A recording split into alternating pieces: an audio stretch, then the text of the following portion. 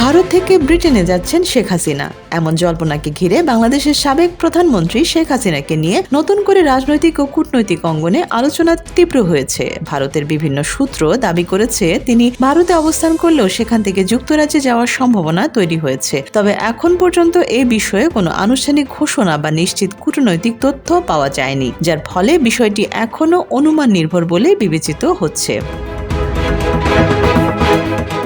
2024 সালে 5 আগস্ট ছাত্র জনতার গণ অভ্যুত্থানের মুখে ক্ষমতা ছাড়ার পর শেখ হাসিনা দেশ ত্যাগ করে ভারতে আশ্রয় নেন। এরপর থেকেই তার অবস্থান, ভবিষ্যৎ পরিকল্পনা এবং সম্ভাব্য আশ্রয় নিয়ে আন্তর্জাতিক মহলে নানা আলোচনা চলতে থাকে। একাধিক আন্তর্জাতিক প্রতিবেদনে উল্লেখ করা হয়েছে তিনি প্রথম থেকেই যুক্তরাজ্যে যাওয়ার চেষ্টা করেছিলেন, কারণ তার পরিবারের একটি বড় অংশ সেখানে অবস্থান করে।